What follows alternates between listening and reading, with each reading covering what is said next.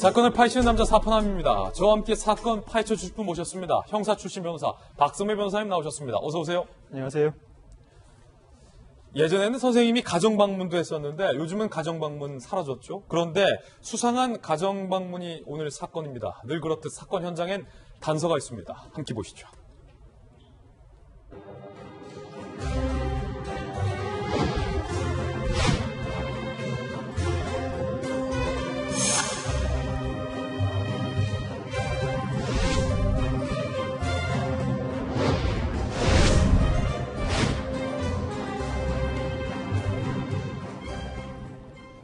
세 가지 단서가 잘 조합이 되지 않아요? 가정방문, 아빠의 고소, 전지훈련. 뭔 얘기일까요? 첫 번째 단서부터 함께 살펴보시죠. 가정방문인데 자 어떤 내용일지 더욱더 자세히 들여다보겠습니다.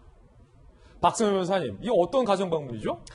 가정방문이 1990년대 이후에는 사라졌는데 예. 특별한 일이 있으면 찾아갈 수는 있겠죠. 그런데 이 초등학생 운동 코치인 남성 A씨가 직접 현관 비밀번호를 누르고 들어갑니다. 오. 들어가서 거기서 잠까지 자는 거죠. 아 그래요? 이 비밀번호는 이 제자의 어머니가 알려준 겁니다. 지금 보시는 것처럼 굉장히 선생님이 와서 비번도 누르고 잠까지 잤다. 이상한 가정방문인데 여기서 이 사건의 실마리를 더 풀 수 있는 두 번째 단서가 나옵니다. 과연 어떤 단서일까요? 아빠의 고소입니다. 두 번째 단서 함께 보시죠. 아빠의 고소. 더 자세히 내용 들여다보겠습니다. 운동 코치가 아파트 방문 당시 학생의 학부모는 별거 상태였다. 해당 아파트에 학생 어머니만 거주하고 있었는데 학생의 아버지가 운동 코치가 내 허락 없이 주거지에 침입했다며 주거 침입죄로 고소를 했는데 알고 보니 운동 코치와 학생 어머니가 내연 관계다라고 학생 아버지는 주장을 하고 있는 건데요. 박성현 변호사님, 이거 어떻게 된 겁니까? 이 운동 코치 A씨가 집에 드나들 당시에 부부 사이가 틀어져서 이 남편이 완전히 이 집을 나가 있었습니다. 예. 학생의 어머니만 이 집에 거주하고 있었는데 알고 보니 운동 코치 A씨와 학생의 어머니가 내연 관계였죠. 그렇지만 운동 코치 A씨는 내연 관계를 부인합니다. 나는 내연남이 아니다. 아들의 코치로서 허락을 받고 집에 들어갔다라고 주장합니다. 지금 운동 코치의 주장은 나는 내연남 아니다. 운동 코치를 허락받고 집에 들어간 거다라는 주장인데 이게 내연 관계인지 아닌지는 결국은 판단을 좀 받아봐야 될 것 같아요. 그렇죠. 세 번째 단서는 바로 이겁니다. 전지훈련. 어떤 전지훈련인지 함께 보시죠. 자, 운동 코치 A씨가 부인을 했고 학생의 아버지는 내연 관계다라고 주장을 하고 서로 상반된 주장을 하고 있는데 재판부는 내연 관계가 맞다라고 학생 아버지의 손을 들어줬습니다. 판단 근거가 이거예요. 운동 코치의 제자이자 이 자녀들이 해외 전지훈련 때 코치님이 엄마와 같은 방을 사용했다라고 증언을 했다라는 겁니다. 박성현 변호사님, 이게 어떻게 된 거예요? 이 자녀가 초등학생이다 보니 해외 전지 훈련을 갈 때 어머니가 따라갈 수는 있겠죠. 그렇지만 어머니와 코치가 같은 방을 쓴다?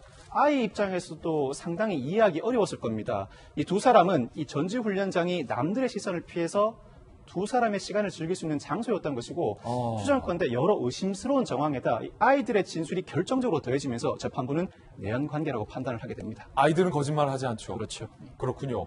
자, 그런데 간통죄 대신에 주거침입죄가 적용됐다고요? 함께 보시죠. 운동코치 A씨, 학생 아버지가 먼저 외도해서 별거 중이 없으므로 공동주거권자가 아니다. 주거침입죄가 성립될 수 없다라고 반박을 했다는데 재판부는요. 남편이 일시부재 중이다. 간통 목적하에 부인의 승낙을 얻어서 주거에 들어간 경우라도 주거침입죄로 봐야 한다라고 했군요. 남편의 일시 부재 중에 아내의 승낙을 얻어 일시 집에 들어간 경우에도 주거침입죄가 성립한다는 대법원 판례가 이미 있습니다. 그렇군요.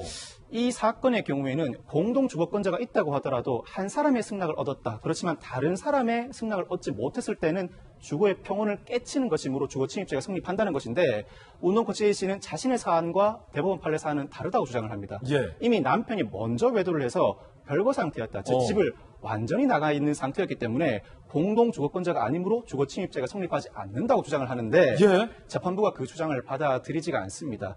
이 당시에는 부부 사이가 완전히 이혼 의사가 합치될 정도로 명백하게 갈라선 정도는 아니었고 완전히 이혼한 상태 아니다. 그런 정도는 아니었고 이 집이 부부 공동 소유였습니다. 이런 정도라면 별거 상태인 남편의 지배 관리 관계는 여전히 유지된다고 볼 수 있고, 이런 상태에서 아내와 부정행위를 하고, 또 특히 운동 코치 A 씨는 이 두 사람의 자녀, 즉 자신의 제자를 폭행한 혐의로 검찰에 송치된 상태였습니다. 아니 잠깐만요. 우리가 조금 전에 최숙현 선수 사건도 봤는데 이 운동 코치가 내연녀의 아들을 폭행했다고요? 폭행의 아동 학대 혐의로 검찰에 송치된 상태였습니다. 코치가? 예, 즉 자신의 아내와 부정행위를 저지르고 자신의 자녀를 폭행한 코치가 집에 들어와서 잠까지 잔다? 이는 남편의 의사에 명백하게 반하기 때문에 주거 침입죄는 이 사건에서도 여전히 성립한다고 판시를 하게 됩니다. 그렇군요.